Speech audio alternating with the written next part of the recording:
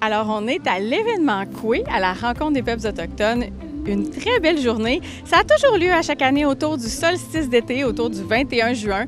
Et puis aujourd'hui, on profite de cet événement-là pour rencontrer M. Frédéric Barriot du Centre Justice et Foi à Montréal. Et puis ensemble, on va parler d'un guide qui s'appelle « À l'écoute des voix autochtones ». Allons le rencontrer.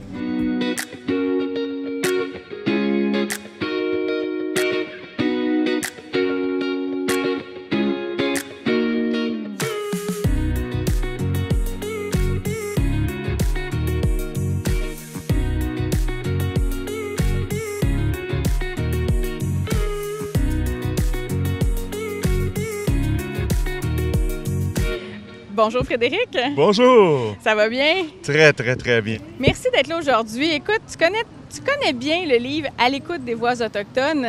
Pourrais-tu me dire comment ce livre est né? Donc, c'est le fruit d'une démarche, en fait, des Jésuites du Canada. Il faut savoir qu'ils ont eu un pensionnat autochtone dans le nord de l'Ontario, à l'île Manitoulin.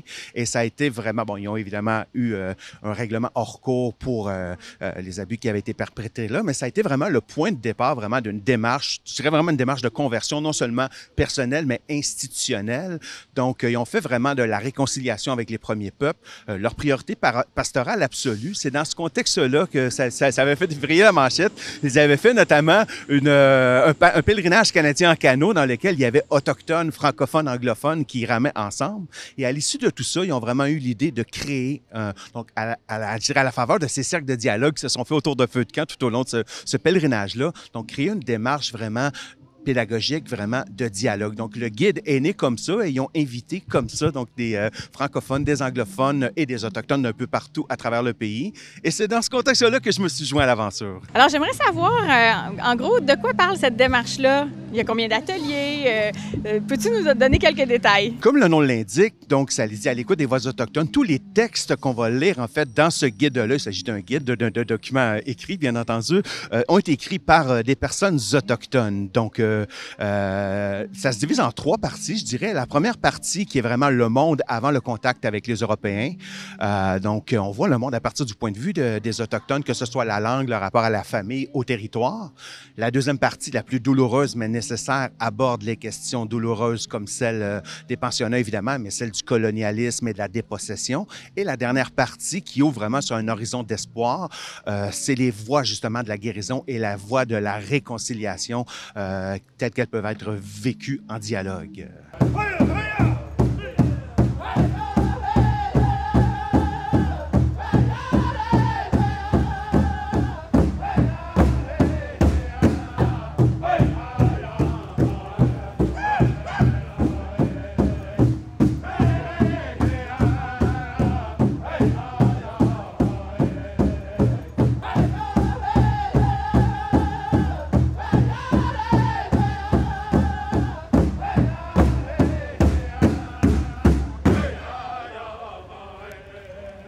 Alors, c'est vraiment intéressant. J'aimerais ça t'entendre sur qu'est-ce que ça rouvre dans le cœur des participants et participantes.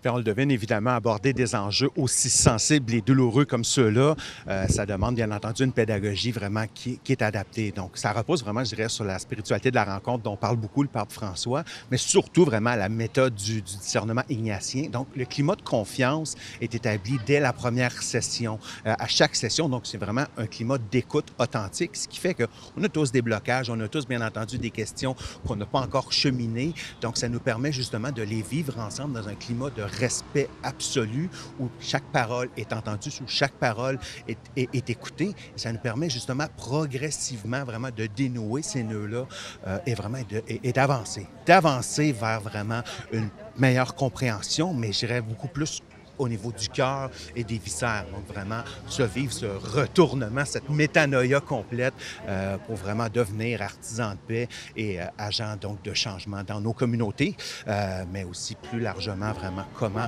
agir vers cette réconciliation qu'on souhaite tous.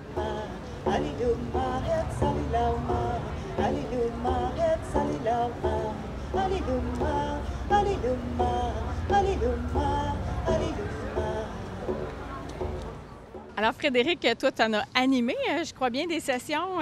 Et j'aimerais savoir, y a-t-il un témoignage ou des fruits visibles qui t'ont particulièrement touché? C'est peut-être en compagnie de ma bonne amie Nicole Obomsawin. Donc, on avait vraiment fait un cercle ensemble au Centre Saint-Pierre. C'est comment elle parvenait justement à réconcilier cette histoire coloniale douloureuse avec sa propre foi. Donc, donc, parce que souvent, ça lui était presque remis sur le nez dans certains organismes où elle allait faire des animations. Comment pouvez-vous être encore chrétienne? Comment pouvez-vous être encore catholique? Donc, comment justement, c'est plutôt dans son rapport à Dieu, bien entendu, un rapport très personnel, donc qui permet vraiment de conjuguer tout ça, tout en étant par ailleurs une très fière Abénaquise, donc très fière de sa culture et très engagée dans ce dialogue auquel on est tous et toutes conviés justement pour retisser ces mailles qui ont été rompues. Et voilà, donc, et cheminer ensemble, avancer ensemble vers cette possible guérison et un jour viendra peut-être réconciliation. Une fois qu'on place ça, on a tous les pieux qui sont à 3 pieds l'un de l'autre, qui sont rentrés dans le sol. Puis on va trouver on prend un bois qui est relativement flexible. N'importe quel bois peut faire la job au final. C'est vraiment juste pour offrir une autre dimension pour faire tenir. On va le faire passer en avant, en arrière, en alternance. En terminant, j'aimerais savoir pourquoi est-ce qu'un groupe ou une communauté chrétienne devrait s'intéresser à ce guide-là, peut-être particulièrement là, dans le contexte du passage du pape au Canada là, qui vient rencontrer, qui vient marcher avec les peuples autochtones. Bien, j'ai presque envie de dire que c'est l'occasion de vivre comme Église du Québec notre moment Querida Amazonia d'une certaine façon. Dire, le pape a parlé, bien entendu, des nombreuses injustices avec lesquelles composent les peuples donc, de l'Amazonie et les peuples autochtones de l'Amazonie. C'est peut-être l'occasion justement d'aller à la rencontre, d'aller à la découverte, donc en tant que communauté chrétienne, découvrir cette histoire-là justement et faire ce premier pas. On dit que dans l'intolérance, il y a une bonne dose d'ignorance justement avec un outil comme celui-là, mais il y en a de nombreux autres. On n'a pas la prétention d'avoir tout inventé, bien entendu. C'est de s'approprier cette histoire-là pour justement se transformer soi-même, transformer ses communautés d'appartenance et aller vers l'autre. Aller vers l'autre, que ce soit la communauté de Wendake, que ce soit la communauté d'Odanak. Donc, aller à la rencontre de ces personnes autochtones et par ailleurs aussi un grand nombre vivent en milieu urbain, en contexte urbain. Aller, dans les centres d'amitié autochtones et devenir justement ces artisans de paix solidaires des réalités difficiles vécues par les peuples autochtones et être cette main tendue, bien entendu, cette main fraternelle.